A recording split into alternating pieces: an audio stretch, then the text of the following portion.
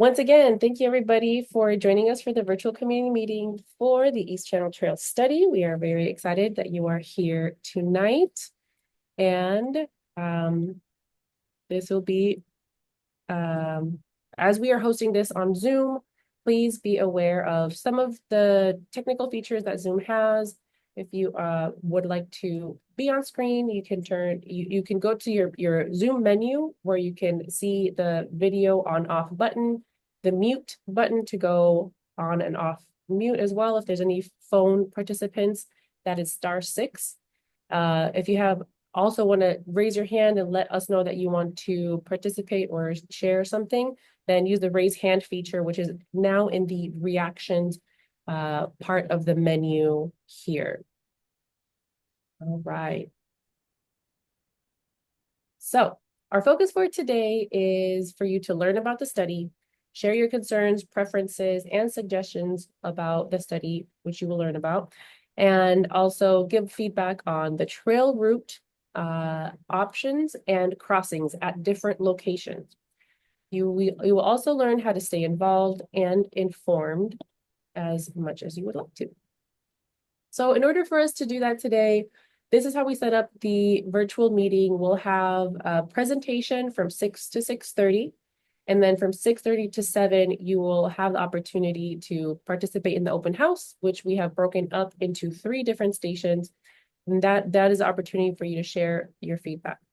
Now, for the presentation, you'll get an overview of the East Channel, what it is, existing conditions, and what the purpose and the goals and the criteria of the study are, and also how you can participate and give your feedback there. Then we'll do an explainer on the open house. Since we're doing this virtually, it's a little bit different than when you're hands-on and in person. So we'll give you a rundown of how to participate. Also, we are joined today by 3 different groups that make up the study team. That is the City of Sunnyvale, Alta Planning and Design, who is the technical partner, and Winter Consulting, who does the outreach. Now, for the City of Sunnyvale, we have Esther Zhang, who is a traffic engineer and is the project manager, and Kevin Chen, the senior traffic engineer with the City of Sunnyvale. With Alta Planning and Design, we have Jeffrey Knowles and Charlie Simpson. With Winter Consulting, you have, I am here, your facilitator, Ivana Rosas, Santiago Vasquez Garcia, Katie DeLu, and Julia Chang. Last but not least, we also have community members. This is an important part of projects or studies like this one that impacts a portion of the Sunnyvale community. We have trail ambassadors who applied to become trail ambassadors and got selected, and they help us liaise with their communities, their networks, their neighbors, their friends and family to help spread the word and also give input on where are the best places and what are the best ways to engage and get people involved and to come to events so that they can learn and be a part of this process as well. Likewise, we have trailblazers who are really excited about the project and want to also play a role in letting people know about the project and bring people to events as well. And of course, there's you. We really appreciate you being here today, and you are a very important piece to this study and how things unfold. So I will hand it over to our presenter, Jeff. He will just take a moment to take control here. Let me make sure I'm clicked in. All right, there you go, Jeff. Okay. Great, thanks, Ivana. So I'm Jeff Knowles. I'm with Alta Planning and Design. I'm going to walk you through the East Channel Trail study before we move into our breakout rooms to hear from you. Very good. Okay. So one question that we've heard from some folks is, where did this study come from? In August 2020, the city adopted its active transportation plan, which is really a forward-looking and comprehensive citywide evaluation of where the city could invest in better walking and biking facilities. Out of that citywide effort, the city prioritized the East Channel Trail as one of the top projects to focus on. The city then set about raising funds. It acquired funding through VTA Measure B and a donation from Google to fund a study to look further at the feasibility of this potential trail along the East Channel Maintenance Road. In June 2024, the city contracted with a study consultant team that's led by Alta Planning and Design to walk through this study. I will mention that the city has not identified funding for construction. So this is really just an information gathering phase. We want to hear from the public about their vision, about their ideas, and then go through a technical analysis to give them information about what would it cost, where would you begin, what are the major opportunities and major challenges that a future design and construction would need to undertake. Where is it? So we're looking at a study corridor that runs from the San Francisco Bay Trail to Homestead Road, which is the city of Cupertino and Sunnyvale border at the south. It's about 5.5 miles long along the Santa Clara Valley Water District's East Channel Maintenance Road. Santa Clara Valley Water has a couple hats that they wear. They provide stream stewardship, wholesale water supply, and for us in this particular project, flood protection for Santa Clara County. The East Channel Trail was built in the 1960s and 70s to provide flood control. It was designed to handle a 10-year flood event. After a series of floods through up to 1998, the Valley Water decided to raise that to withstand a 100-year flood event. They are currently working through a design, and next year we'll be constructing new flood channel maintenance walls and raise the level of the flood protection for the 1,600 homes that it provides flood protection to.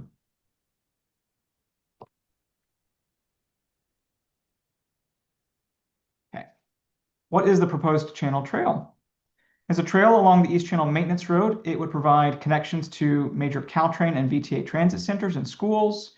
It would help provide access to several existing and proposed bikeway intersections that usually run east-west, pedestrian and strolling access to nearby schools, parks, and employment centers, and of course, providing continued access for Valley Water for their operations and maintenance of the East Channel. I'm going to walk you through a virtual site tour from south to north.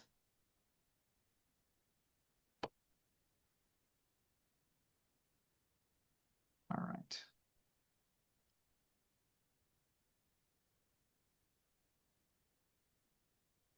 So as I mentioned before, we start at Homestead Road. The first segment runs below ground, so there's no maintenance road. We would need to use on-road options to get up to Inverness Way and Ortega Park. This is where you can see the East Channel emerge. There could be a connection to Stalkemeyer through Dunholm Way.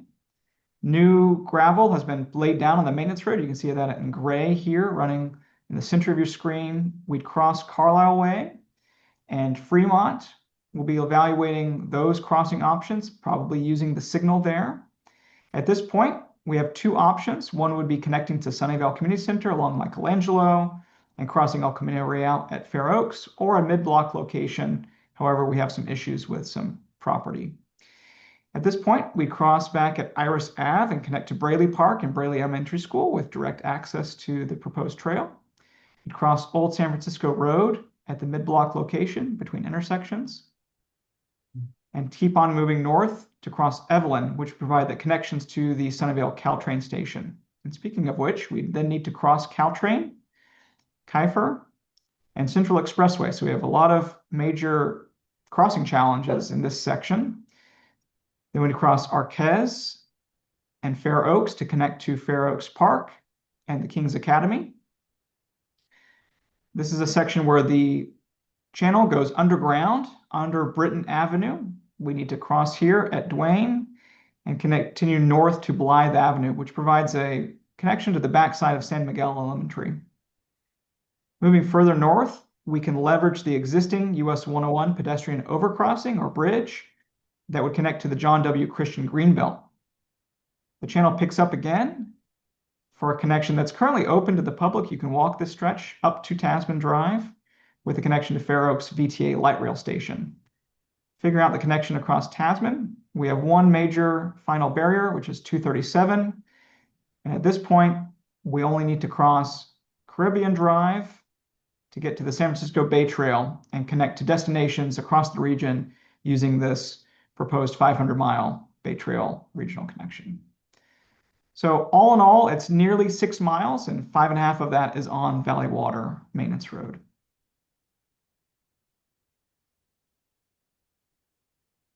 Some of the things that I want to point out are opportunities. First, we have a wide maintenance road that we can co-locate a trail on top of. Again, this would provide Valley Water with their ability to maintain the channel, to dredge sediment and keep the flood protection working, but also to provide a trail. It's usually 12 to 16 feet wide in most locations, which is sufficient for a shared use path.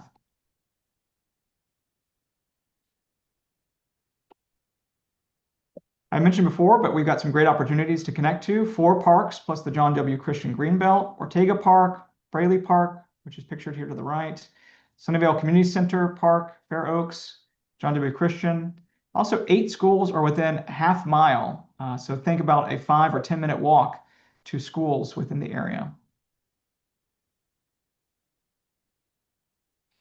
We've got an existing pedestrian overcrossing to leverage over 101. But there are some major barriers that, again, this study will be evaluating how to navigate. El Camino Real, which is controlled by Caltrans, Caltrain Railroad Line, the Central Expressway, which is controlled by County Department of Roads and Airports, Tasman Drive, which is a VTA light rail line, and 237, another Caltrans facility. There are also some vertical height limits. In some instances, PG&E have high voltage power lines in these towers shown here on the left, where in the center you have ample vertical height clearance, so nobody's going to hit their head, but there are some concerns about if you're on a bicycle, maybe running into some of these support towers. Also, unlike other trails in the South Bay that use Valley Water maintenance roads, we don't have vertical height to go under the road using culverts that really are only meant to design to carry water. In some areas, there's also erosion of that maintenance road. This is part of that Valley Water restoration project that I mentioned before that they'll be moving through over the next 2 years. We also have some right-of-way, which really means the public property that we can have access to. South of Inverness Way, I mentioned before, are underneath private properties. So we'll be using on-road alignments there. There's a Tesla dealership on El Camino Real, shown here to the left. We do not have access for public property to go through their property, and then also North Britain Avenue, which is part of the King's Academy drop-off area.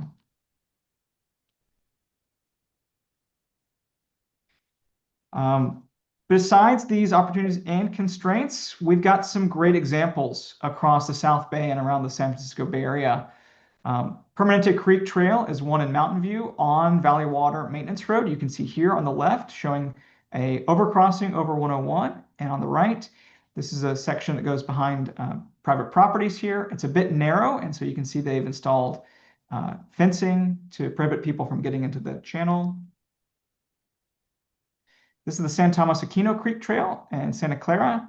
On the left, you can see there's public art along this concrete wall. There's railing installed, striping along the path. And on the right, there's additional fencing here to keep people out of the channel. Again, right behind private properties.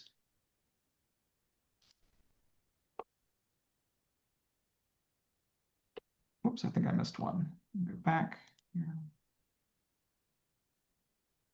There's one also in Cupertino. This is one that was recently, the ribbon was recently cut on it. It's the Regnart Creek Trail.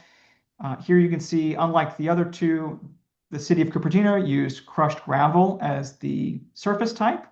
And this also goes right against the Valley Water flood protection channel.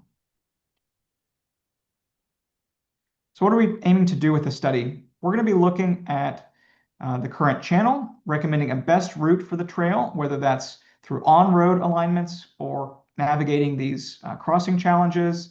We'll also be providing the city with an implementation strategy. So if the city council decided to move forward and went after funding, where should it begin? How would you phase this?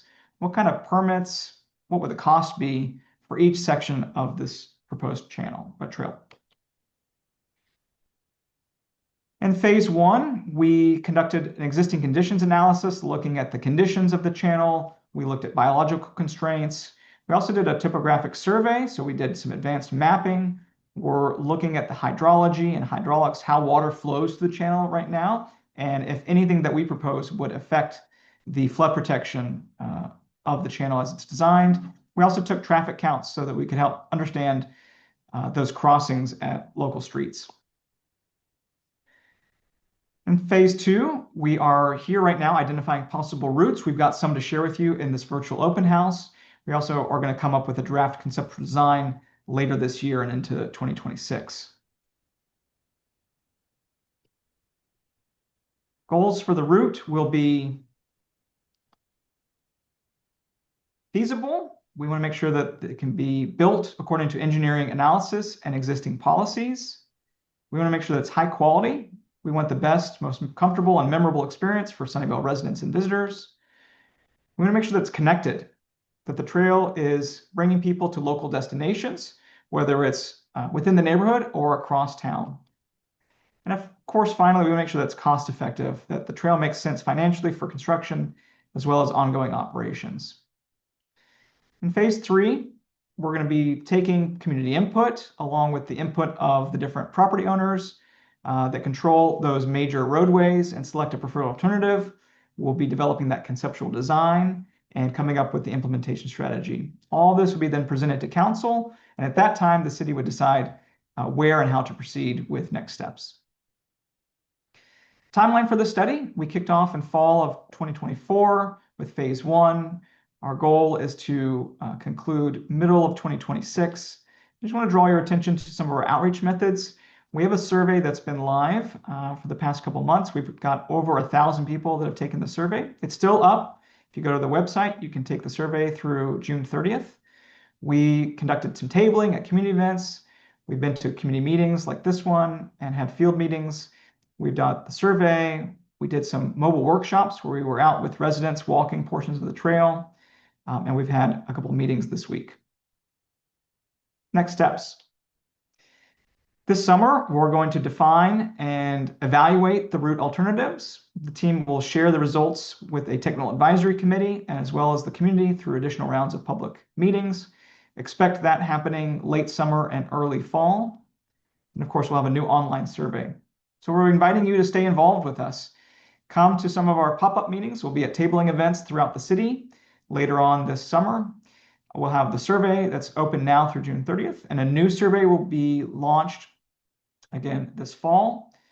We'll have another round of opportunities for you to come out and walk with us on portions of the maintenance road, new community meetings, and of course, if you can't wait, if you got ideas, send those to info@eastchanneltrail.org. Again, that's info@eastchanneltrail.org.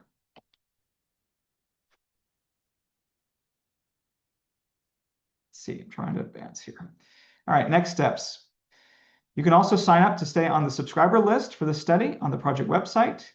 And if you're not already subscribed, the city has an Instagram, Facebook, and Nextdoor accounts, and that's how we're also getting the word out about events like this one.